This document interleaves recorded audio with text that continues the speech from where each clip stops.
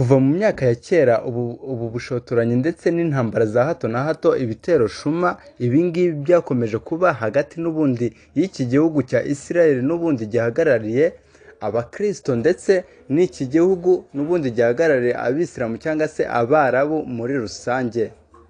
Mbere byakunze kumvikana ko ari Palestina ndetse n'ibindi bihugu nka Gaza, ariko kuri ubu ngubu noneho ngo ni Irani. Ibi bihugu n'ubundi byiganjemo aba baturage b'abarabu nibo bakunze n'ubundi gushotora iki gihugu cya Israel, ariko kuri ubu ngubu noneho intambara kuri ubu ngubu imeze nabi cyane. Ati haraca uwambaye.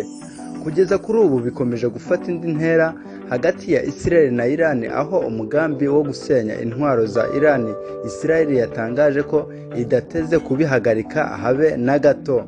Ati igiye kubagabaho ibitero bisumba ibyo yagabye mbere hose.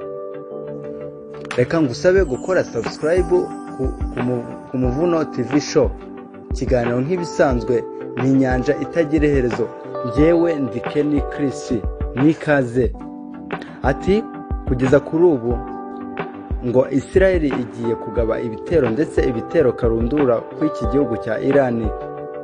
Ubushize kubera ibisasu Iran yateye muri Israel, kuko ngo ibi bisasu byari bifite umuvuduko nk'urumuri ndetse na tekinoloji yo gukwepa ubwirinzi ku buryo bishobora kugera ku ntego, kandi koko niko byagenze, kuko n'ibisasu birenga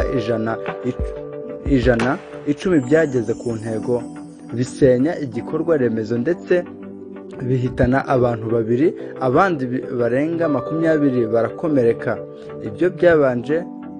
Ibyo byababaje Minisitiri w'Intebe Benjamin Netanyahu, bituma afata umwanzuro w'uko atazahagarara kugaba ibitero kuri Iran. Ndetse Amerika nayo yagaragaje ko izakomeza gushyigikira Israel, kuko ngo Iran mu kuburizamo ibikorwa by'ibitwaro bya kirimbuzi, aho ingabo za Amerika zirenga 3,000 zamaze kwitegura urugamba. Ibintu bikomeje kugaragara ku ruhande bishyigikiye, dore ko ibihugu n'ubundi bigiye bishyigikiye impande zombi. Ariko ntarababwira n'ubundi ko ibi bihugu ngo uko bigiye bishyigikiye impande zombi, igihugu kuri Israel n'ikindi gihugu kuri Iran, igihugu kimwe kuri Israel ikindi gihugu kuri Iran. Ariko kuri ubu ngubu nshaka kubasubiriramo, ati kuri ubu ngubu ngo ingabo nyinshi cyane za Amerika ibingibi ngo zabyivanzemo kandi zahagurutse.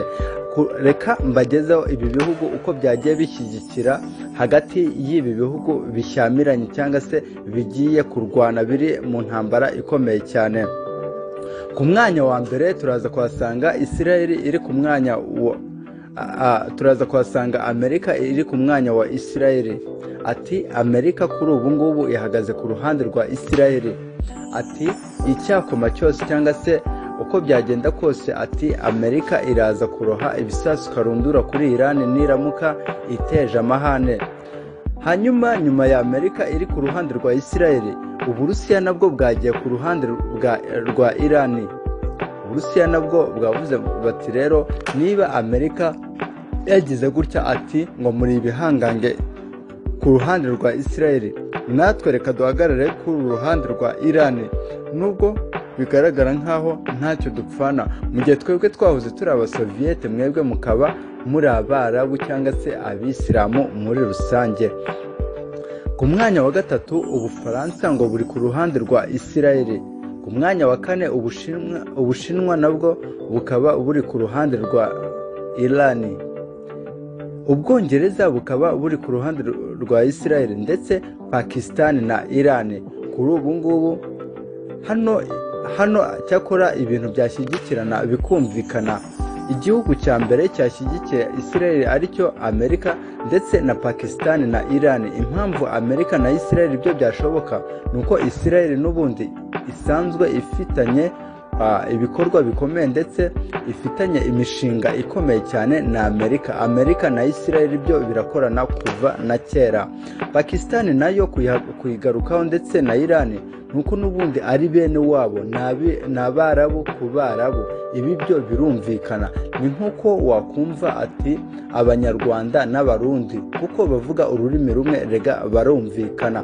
Ariko ibi bihugu biri hagati byo ni kwa kundi kuvuga ngo kwihuruza, ndetse gake gake n'ibindi bihugu biri kugaragaza uruhande birimo, kuko hari ibitero byinshi biri kunyuzwa mu gihugu cya Syria, mu gihe ibindi bihugu nka Iraq byo byapanuye mu kuburizamo drone za Israeli.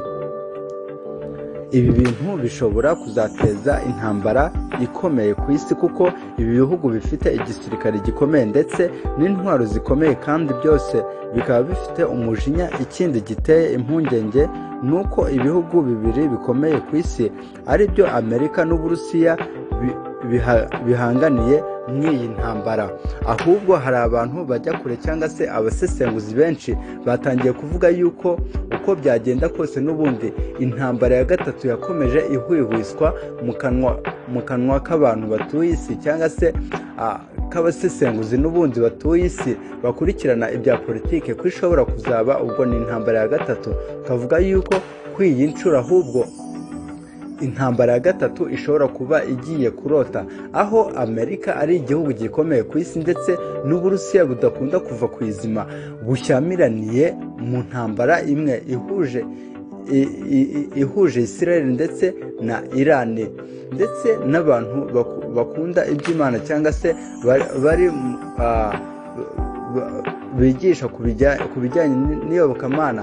Hari abavuga yuko ahubwo ibi ngibi bishobora kuba ari ya mperuka igiye kuba, kuko ngo hari ibihugu n'ubundi biriya bihugu byo hanze nk'Uburusiya n'ubundi, cyangwa se na biriya bihugu bya Korea ngo bifite ibisasu karundura hafi, ko ngo bifite ibisasu byarimbura hafi imigabane ibiri yo ku isi, hafi kuba byarimbura n'isi yose. Bakavuga bati se niba ibi bihugu byose bizahura muri iyi ntambara ikarota, koko si intambara ya kabiri iya gatatu y'isi, ahubwo byaremba isi yose ikaba yagurumana nk'ibisanzwe.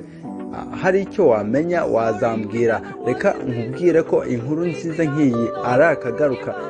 Njyewe ndi Kenny Chris, iyi ni inyanja itagira iherezo ica ku Muvuno TV show. Reka ngusezere nkubwira ati hasta la vista, kandi nkwibutsa kuba wakora subscribe.